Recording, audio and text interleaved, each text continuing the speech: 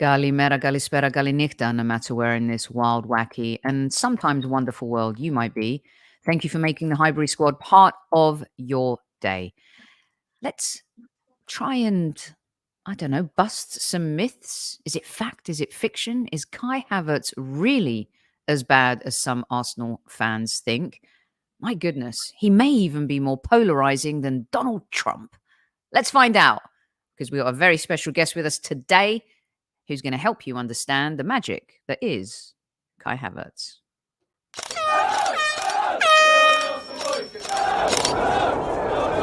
Mind the gap between the train and the platform. Please stand clear of the discussion doors. The next stop is Highbury Squad.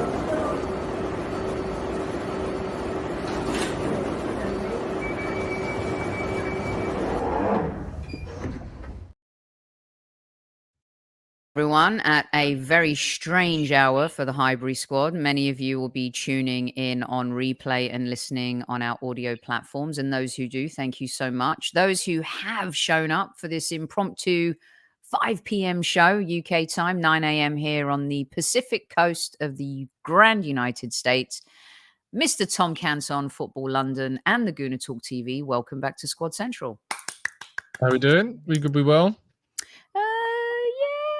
You know, kind of in that summer's almost over mode, you know, what's coming. But at the same time, when you've got one more holiday left, I wouldn't call it a holiday, but when you've got one more trip left of that summer bubble, you know, what's coming next. How's your summer been, Tom? How's it going?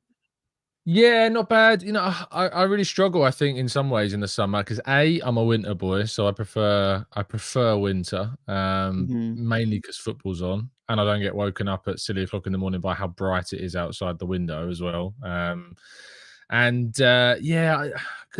your job is literally football, like 10 hours a day, and then there's no football on, the summers can be really tough for that. So I know there's transfers and that's chaotic, but I much prefer the football being played on the pitch rather than off it. So yeah.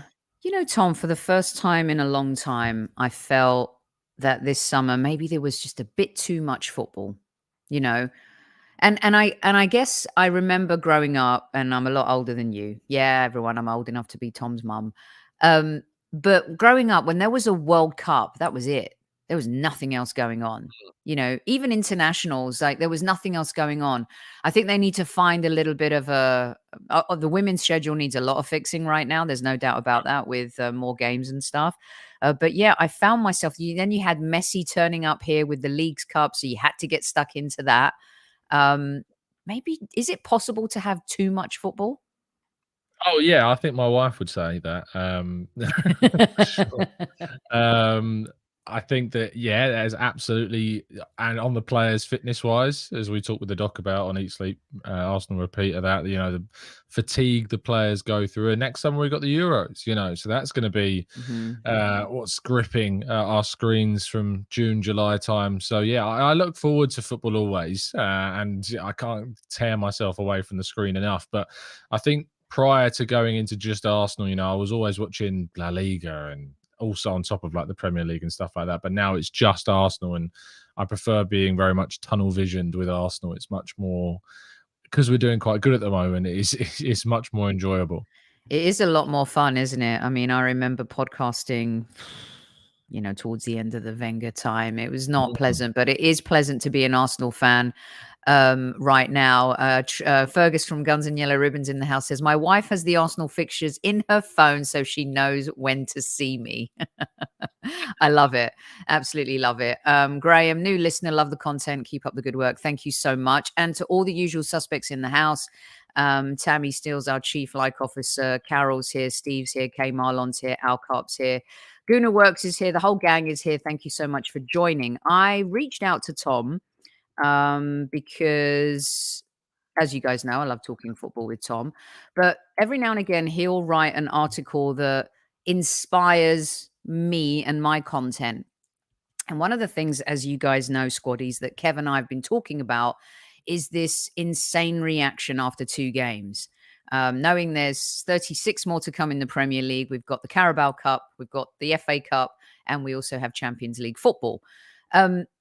So when you also have new signings, similarly with the Aaron Ramsdale, Tomiyasu, and Benjamin White window, a lot of people went a little bit nuts and crazy. And now this season, of course, a polarizing Chelsea situation brewing and happening again. So I love it when Tom writes these articles where he may think one thing, but also for his own education kind of goes away and maybe, dissects it in a different way. So I came up with this show, and Tom does a lot of player profiles. He's the best at doing that on his channels. But the dissecting idea is that we really get stuck into this in different ways because of the noise that's going on outside of the pitch and outside of football. And we all think we're a manager and we all think that we can do Mikel Arteta's job. I certainly did in his first season. And we also think that we can play the game. And Super Kev generally puts us straight about that. And Super Kev will be on in just a few minutes because he has a couple of questions for Tom as well. So we can say, oh, he's shit. I was listening to Andy Goldstein and Darren Bent on TalkSport the other day, and Andy Goldstein was basically saying he's shit. He's rubbish. He's a rubbish player. And Darren Bent was asking for explanation as to why. So when I read Tom's article, I was like, you know what? It is so important to make the noise as loud as the negativity when there is positive things to spin. And your eyes may tell you one thing, but what's actually happening is totally different. Tom, when you wrote the article, was it your own self-awareness or was it when you started seeing the reaction to Havertz's performance? What compelled you to write the piece to begin with? Well, I wanted to do. I'm going to do this more regularly and kind of focus on a specific player or a certain aspect of each game to focus in on Y Scout on the Monday after the weekend's fixture, and I felt as though that the kind of the reaction as well led me into talking about Kai Havertz because I think he is the most difficult player in the squad to understand at the moment, and so I thought, as I write in the piece, I came away from that game asking myself, asking Umar on the Arsenal way, like, what did Havertz do in that game? Like, how did he contribute to the game? Because I didn't come away from the game immediately having watched it thinking, oh, well, he was anything other than just, all right, or just decent, I know some people said he was bad. Some people thought he was brilliant, and were watching him a lot closer than me first time around. And so I thought I'd do it justice and go back and watch the game, but specifically watch what Kai Havertz did throughout the game. And I quickly realized that I'd utterly assessed him wrong on the night and utterly assessed him, outside of what he actually did. And if I'd have been watching him a bit more closely, because obviously during the games I'm doing the live blog, so even though I'm like watching the game, I'm also staring at a computer screen typing, doing the minute by minute commentary for FL. So yeah, it is easy sometimes to miss some things. I certainly missed plenty of Havertz's. So yeah, that's the reason why I delved into his performance. Do you think is 2 games in, it's hard to say that he's probably one of the most misunderstood players that we've ever had. A few of the squaddies are hitting up the chat saying how good was Thierry after his first 2 games. Dennis, you can even say Robert Pires. You can say that about a lot of signings. Ozil had this laziness about him, and maybe his exterior shows this kind of, I call it cool as a cucumber. He's not fazed by anything. He knows his ability and understands the game so well that he doesn't need to be super fast or pacey because he's more here than he is here. What do you think is the biggest misconception about him before we get into some of the nuts and bolts on how well he performed or how well you think he did in that Palace game in particular? What's the biggest misconception about Havertz? As you say, that he's shit. I think that's the biggest misconception, because I've seen so much abuse towards him, so many disrespectful, abusive in some senses, unfortunately, comments towards Kai Havertz and his contributions. And it is a misconception, because he's actually very technically gifted. He's very good. He knows what his role is. He's really, we talk about laziness, like he's anything other than that. His style is languid, like he's quite a tall, lanky player, you would describe him as in some ways. You know, you look at players like Saka Mm-hmm. or Martinelli or Trossard. These are small, diminutive, you know, dynamic little bursts of acceleration, and they look like they're expending more energy than the taller players on the field sometimes. But actually, Havertz covers huge amounts of ground throughout a game. He doesn't dart quite like Saka does in that way, so you don't notice it in the same manner. But it's such a misconception that like he's just okay or he did just all right. Like for me, I don't want to go down the line of saying, you know, it's people not understanding football. I have seen some people say that online, saying if you don't understand football, you're not appreciating Havertz sort of thing. And I don't think that's fair at all on people. I just don't think that people are noticing him, you know, and noticing Right. what he does. I think that people's attentions are drawn elsewhere on the field. So in the Eddie Nketiah chance where he hit the post, you know, that chance starts from Kai Havertz tackling, I think, Jeffrey Schlupp in that moment, and then Saka gets a little pass out, as you can see in that image there, you know, that pass through to Nketiah. All the focus in that moment is A, on the fact that Eddie Nketiah did brilliantly to spin away and create the chance, and B, on the fact that he didn't score. So Havertz's involvement in that chance is completely forgotten about entirely. But it's actually Havertz that starts off that move by tackling correctly. And then, you know, you think about the fact that just 2 minutes into the game, he sets up Martinelli for what should be a goal. Like he should have an assist 2 minutes into the game.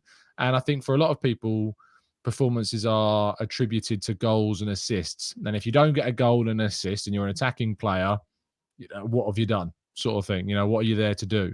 And I stupidly made a bet with Dan Potts at the start of the season. And I say stupidly now. I didn't think it was stupid at the beginning because I was kind of preempting what role Havertz was going to play. And I bet Potsy that Havertz would get more goal contributions than Maddison would this season.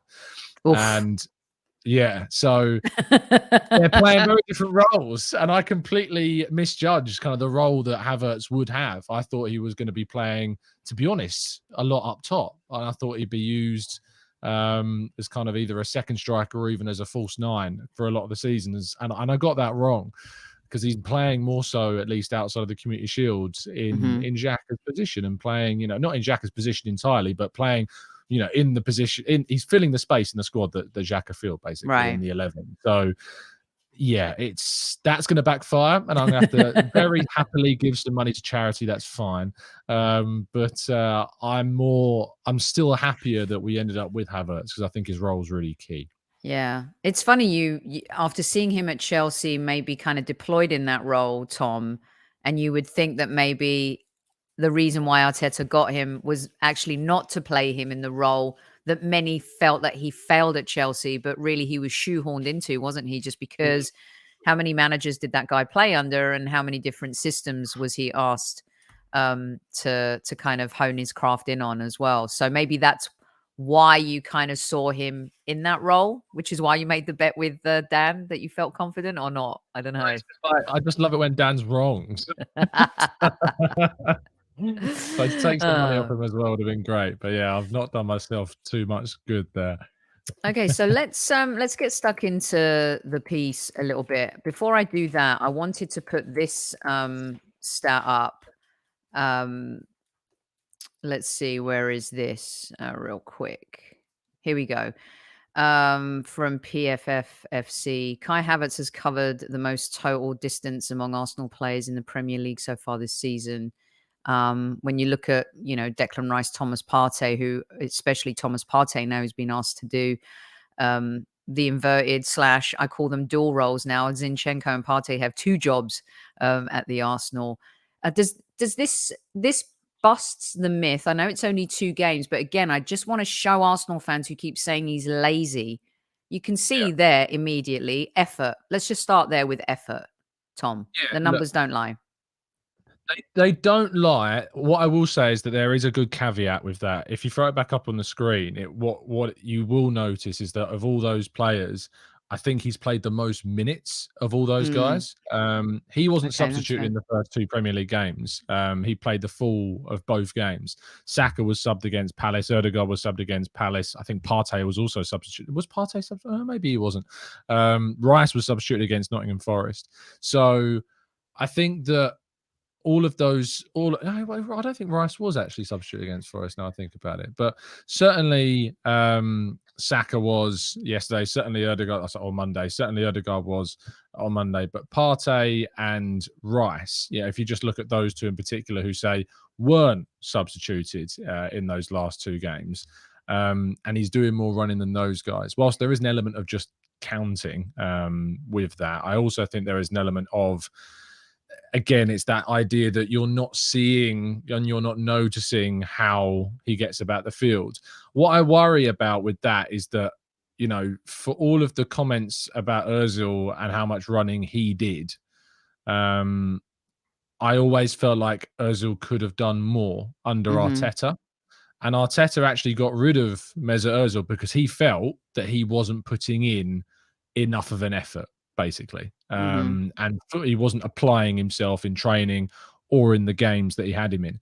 Now, there is a difference with that because if you look at his duel numbers for Havertz, he's winning the most duels of any player in the last two games. As I said in that first example we talked about, he tackled Stutt to get that chance through to Nketiah. He is important. He wins that free kick up toward the end of the pitch, and I think it's the 92nd minute. When we're under a lot of pressure because we're down to 10 men, he's now the focal point. He's being shifted into the centre-forward role, becoming an outlet, linking up with Zinchenko. He had the most passing links he had in that game was 10 with Tomiyasu.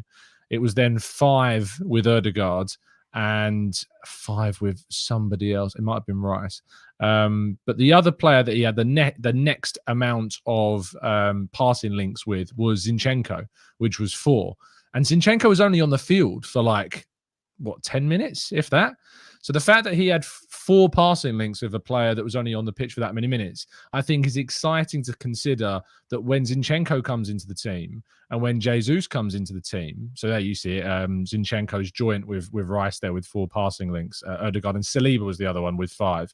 But the joint third highest was Zinchenko. So when Zinchenko comes back into the team and when Jesus, I think, comes into the team as well, I'm really interested to see how that elevates Havertz's game and if he actually gets involved with the play a lot more with those controllers of the ball, because Zinchenko is a better controller of the ball than Tomiyasu and Jesus is a much better controller of the ball and creator than Nketiah is. So that's an exciting scenario to think about how we progress the play. He's not perfect, and I'm sure we'll go into some of the drawbacks that in his game as well because we have to balance the argument, but it does frustrate me that people think he's just okay when he's actually really important for this system that Arteta's implementing. Do you think it's a case too of and part of this, and I'll put Kev's question up for you in fact, let me put Kev's question up because it plays into a little bit kind of where I want to go with fans' interpretation of a player versus what the player actually offers the team, right? So I feel like there's this need or this thing that everyone thinks that Kai Havertz is just like a goal machine.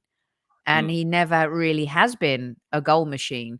And clearly, when you look at the way you broke things down in your article, which I really love, is, showing from the passing that you just talked about, we'll get to the winning free kicks. We'll get to, you mentioned the tackle that led to the goal opportunity where Eddie hit the post, the passing links. There's images like this where it shows the connectivity between him and Declan Rice, by the way, Declan dictating where he wants everyone to go here. And I think it works quite well. And maybe sometimes as fans, like I said at the top of the show, we don't get it. But let me throw this out there from Super Kev and we'll go from there. Sophie, Tom, Squaddies, at ease. I hope the show's going well and I hope you're all well. Tom, just wanted to give you a 2-part question. Question one about Kai Havertz. If fans don't judge him on Chelsea, why won't they give him time to settle in at Arsenal? It's been 2 games, we've won 2 games, and the fans are already at the guy. The stats don't lie, but many people don't understand football enough, as far as I'm concerned. And I get it, because you have to be able to look deeper, and that's one of your jobs, is to look a bit deeper. So can you explain to the fan base why probably Mikel Arteta went for him, and how we're evolving as a team, and how he's going to play such a good role for us. And second part to the question is, I truly believe Kai Havertz's best period to start with is going to be in the Champions League for us, because I think he's the only one in the squad who's won it. What's your thoughts on that? Anyway, look after yourself. It is Dicky Bowl Thursday, so take good care. Look after yourselves. Tell your loved ones you love them. And at ease, squaddies. Take care, Soph. Take care, Tom. All the best. Doesn't he? He does. I just love that guy. It's so annoying. I love it. You know what's funny is yesterday, I know you popped into the show for a little bit, but his question to James was about the fans. And a few of the squaddies wrote to me, he goes, is Kev mad at us? He goes, is he really mad at us? It really does bother him. I think if I could like grab Kev by the shoulders and shake him, I'd always say to anyone that gets annoyed by the fans, you have to shake people and say, it's just some fans. Like, it's not all the fans. It's just some of them, you know, and you can't, and they usually are a very loud minority, which is which makes them sound bigger than they are. What's your take on kind of what I was alluding to beforehand? You think a player is one thing, a manager sees him as something else. Why can't fans see what Kai offers? And Champions League football, very different to Europa League. Some it's so funny because some fans also talk about, we've been in Europe. What's this fucking Europa League versus Champions League? It is a different, you can't rest maybe as many players in the group stages of the Champions League, people.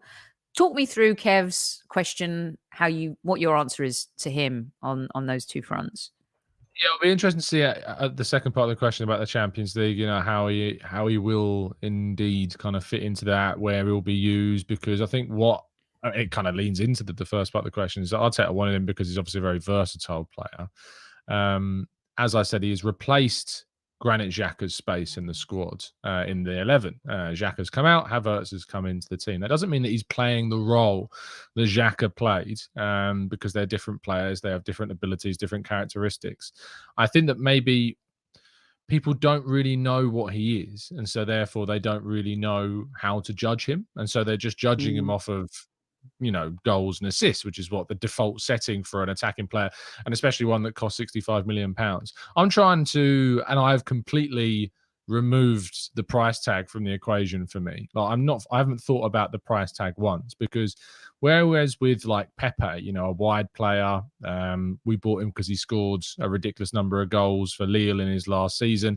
He was always going to get judged on those contributions because that was what his game was. If he wasn't scoring or assisting, there isn't much else about Pepe's game. Defensively, he wasn't good. He didn't track back well. And that's one of the big reasons why he never really worked under Arteta, because the application was not there. Whereas Havertz there's so much more to his game than just creativity and scoring. And so that's obviously one of the key reasons why Arteta did bring him into this fold. He does need to score, and he does need to add assists and contribute in that way, because obviously with Xhaka gone, we've lost someone that scored 7 goals and got 7 assists in all competitions. So that's 14 goal contributions last season that are being replaced by Havertz in the squad. Now, either Havertz has got to help in a way which outweighs that maybe loss of goal contributions in some ways, but we're talking about a player that in his second to last season with Bayer Leverkusen got 17 goals and 4 assists. And in his last season, Bayer Leverkusen got 12 goals and 6 assists. So this guy knows how to put the ball in the back of the net. He knows how to create for his teammates as well. But his game was affected by those years at Chelsea. And he has needed someone to put their arm around him and guide him back into his top level, unleash, the best traits of Kai Havertz. I think, look at Joel Linton, right? I think Joel Linton's a really good example of a player that joined Newcastle as a striker when he was at Hoffenheim, playing second striker, centre forward, playing off of a player sometimes and sometimes playing as an out-and-out striker. They bought him as a striker. And Joel Linton has gradually become a midfielder under Eddie Howe. And Eddie Howe has got the best out of Joel Linton, playing him in a completely different way to what initially Steve Bruce signed Joel Linton for. And I think that might, and now I think Joel Linton is appreciated as one of Newcastle's better players from the contribution that he brings. And I think that we may see something similar, is that after some difficulty elsewhere, even though Joel Linton's difficulty was at the club that he's still at now, but now under a different coach, I think we're going to see perhaps a similar kind of mold in the fact that we'll see Arteta get the best out of Havertz, but maybe not in the way that people thought he would have done at Chelsea, but in a different way at Arsenal. But yeah, I would shake Kevin, say it's not all fans, so we can't be generalising everyone. But I think that we don't maybe just appreciate what kind of role he's going to be playing in this team. Yeah, I like that you brought up Joe Linton, because he's an example we talked about last season in terms of managers who really coach players up, understand the game. I have Newcastle friends who are fans, and they wanted him out of the club, gone, because he was so awful in front of goal. And now 100% he's one of their favorite players. I mean, you could go as far back and the honest truth is Harry Redknapp totally transitioned the direction of Gareth Bale's career when he took him out of that back position, played him in midfield. So yeah, let's get to a few. Put up some of your comments. Steve Stone: Havertz works to try and find the pockets. Is insane. Love him already. Rye says Havertz is not a beast at anything. He's terrible. How deluded are our fans?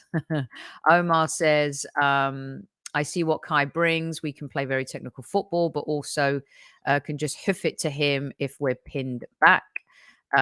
Delia says she watched both games second time around, and the tactical flexibility Havertz offers is outrageous.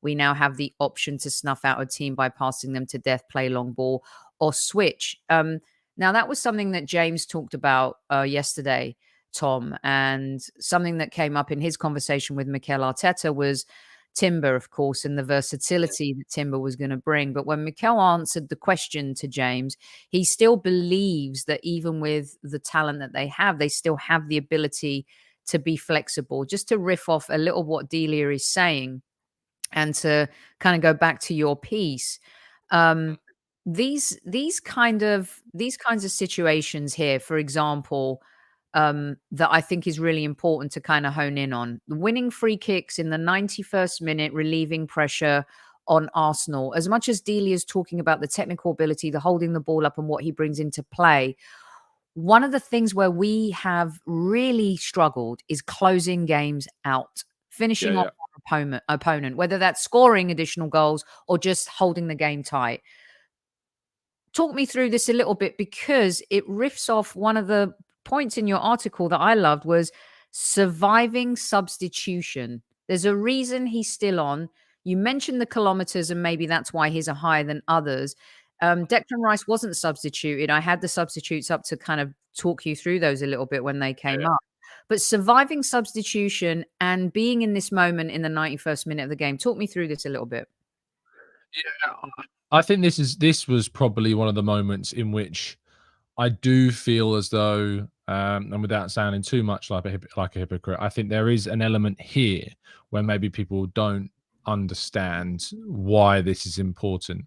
I had someone leave a reply to one of my to the tweet in which I put this out, which was something along or it might have been a comment on one of the YouTube videos saying, "What did we get from that free kick? We didn't score from it. We didn't do anything with it." And I'm like you've completely missed the point of why we raised this as a moment that was important. Because we're obviously down to 10 men at this point. We've got 7 minutes of added time. We were under the cosh for so much of that 20 minutes that, we were down to 10 men, 20 minutes plus. And there was a small period once we brought on Zinchenko and Jorginho where we actually got back control of the ball.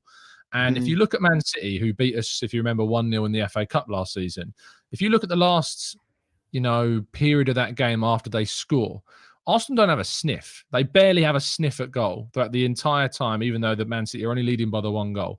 Arsenal never look like scoring. And Arsenal need to have that ability in them if they're winning by just a single goal and they're under the cosh or for whatever reason, is that the opponents need to not look like they're going to score. I think Palace had a couple, Edouard had that header. Eze had an opportunity. Obviously, there was the big penalty call, which wasn't a penalty. And then you think back to the Nottingham Forest game when we conceded late on. that period when it was 2-1, I never felt unsafe. I never felt like Forest were going to score in that period. We controlled the ball really well in that time. We had 11 men on the pitch, which helped compared to this game. But it's these moments that Havertz does where, when I think Zinchenko tried to go round, I think it was Raksaki, and he lost the ball, and then Raksaki tries to play the ball into Decore, and Havertz notices that there's space. He darts into that space, using that word dart, we say he doesn't really do that like Saka, but he did really accelerate quickly in that moment, won the free kick, and it just completely relieved any chance of a counter-attack. It pushed Arsenal's backline further up the field. And yeah, we didn't score or create a chance from that free kick, but it didn't matter, because in that moment, the likelihood of Arsenal scoring a second goal compared to Palace scoring their first goal was night and day. The likelihood of the next goal was always going to be weighted heavily in Palace's favour. So any way in which Arsenal could bring back territory and push up their back line and resume possession in the opposition half and get those recoveries is so important to winning. I still feel as though people look at football as an individual game. It's not. It's about the squad and the team and the overall performance, and getting those 1-0 wins or 2-1 wins. Yes, I'd like to see us winning by 3 or 4 or 5, and I think we will do that. But away at Palace, I'd snap your arm off for a 1-0 win. And it was really important that moments like that. Man City, I don't care if we win, I don't care what the score is, as long as we win or even draw, that game away at City. To take anything from that game is going to be really key to our ambitions this season. And moments like that Havertz highlighted with that winning that free kick, they're moments in games that are really important and get missed. So that's why I highlighted that bit in the piece, because it was a really important part. Okay, awesome. Let's get some more of your comments up. I want the best for everyone we buy in the market. I want the best for you too, bro, Arsenal. Until the sending off, Palace were never in the game. Chelsea got the best out of Havertz. Well, I mean, really. So when a player moves on to another club, another club can't get the best. Yeah, I mean, oh, never. Yeah, never. Sorry, I missed the never. Thank you. Very important part. Although he did score the winning goal in the Champions League final. And did he score? Did he score the winning goal in the? He scored some significant goals for them. Let's be honest. No one else was scoring or winning games for them. Havertz has to get used to the system, doing the off the ball stuff. Isn't the off the ball stuff as important to Mikel, or the way Mikel wants to play, as the on the ball stuff? I know one's not more important than the other, Tom, and they're all important.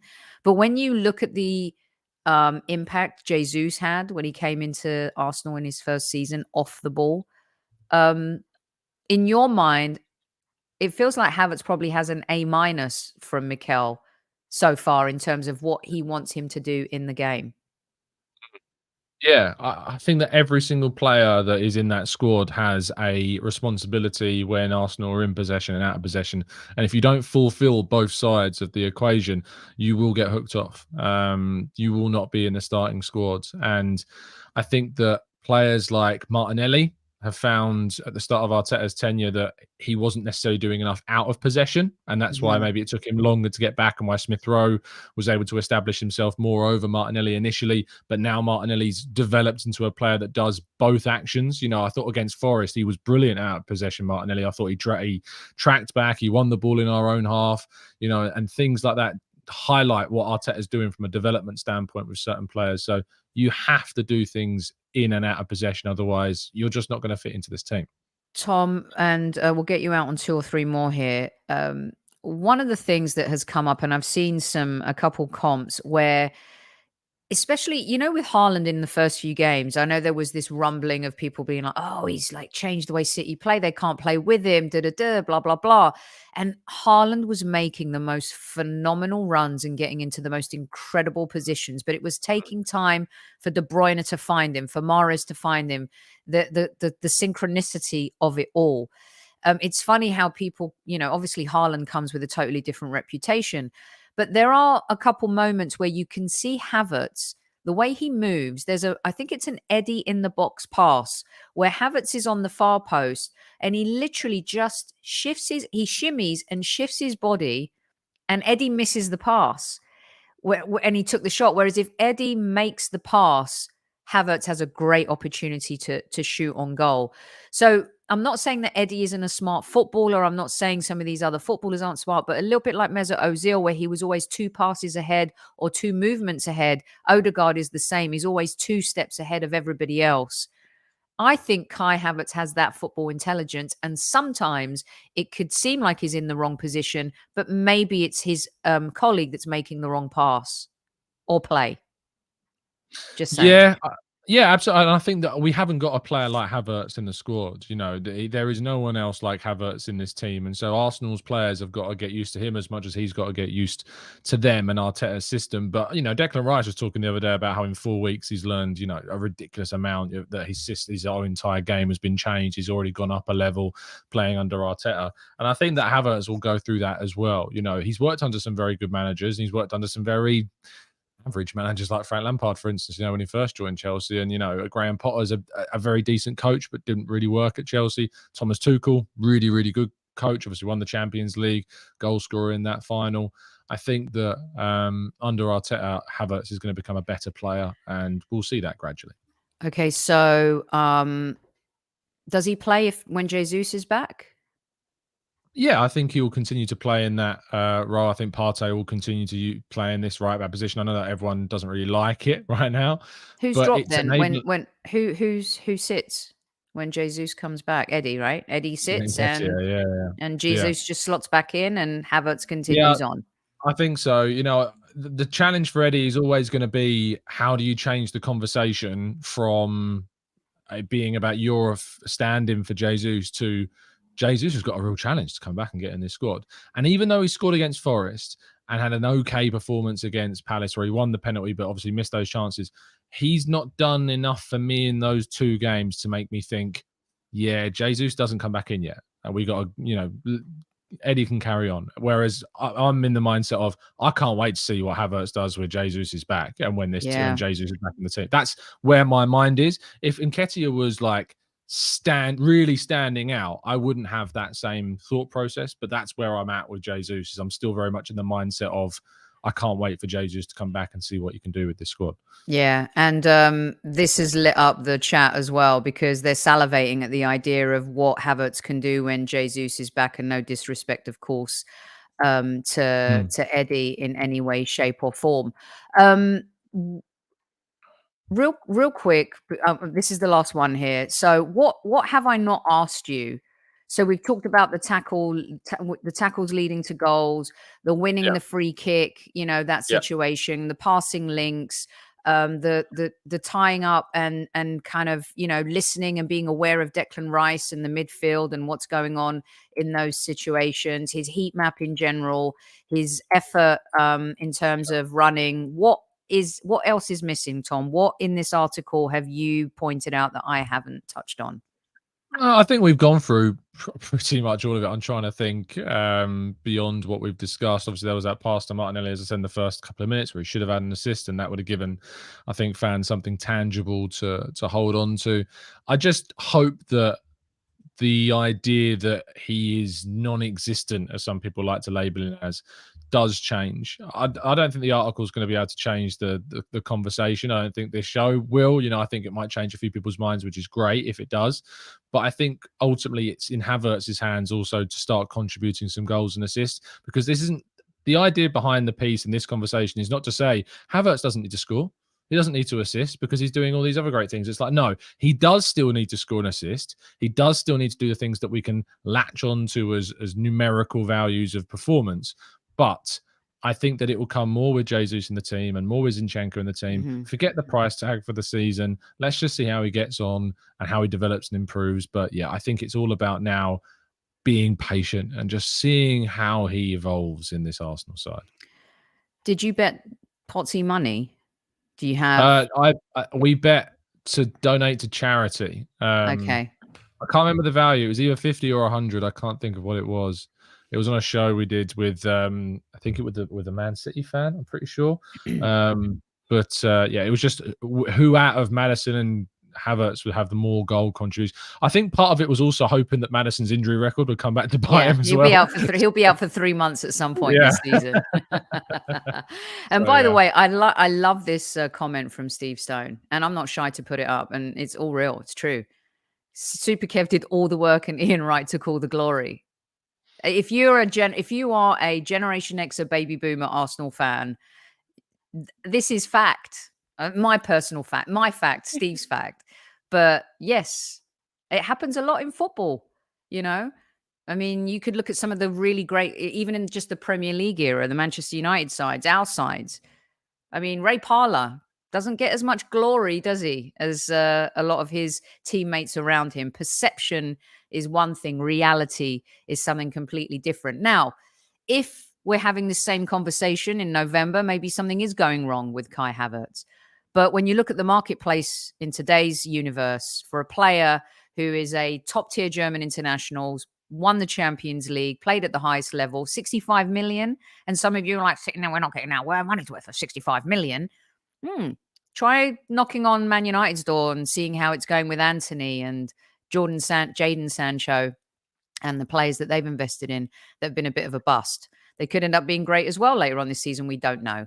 All we can do is get behind Kai Havertz and support him as an Arsenal player, because we don't want him starting to feel down about playing for our club. That's the most important thing. Tom, we're talking football again a bit later, aren't we?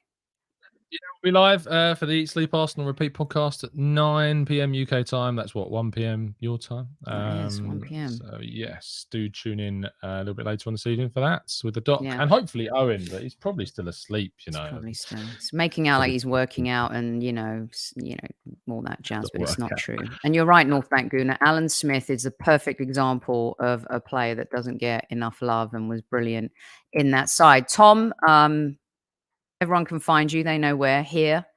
And your article's here. Thank you for sharing your Football London article. Keep up the great work over there. We love reading your stuff. And of course, you can find Tom here as well. Anything exciting coming up for you that you want the kids to know about?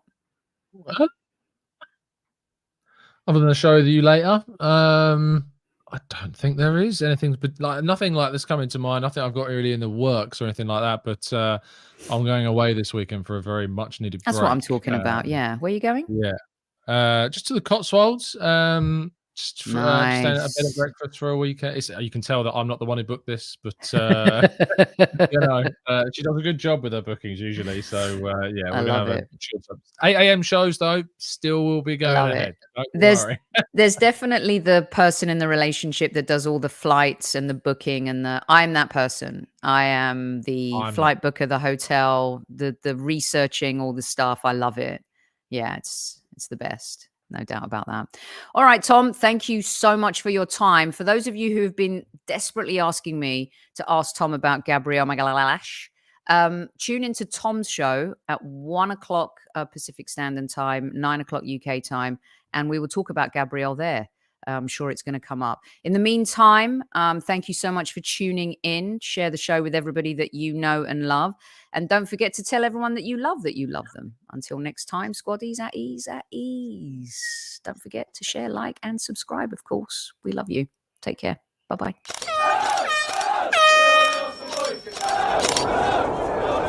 Mind the gap between the train and the platform. Please stand clear of the discussion doors. The next stop is Highbury Squad.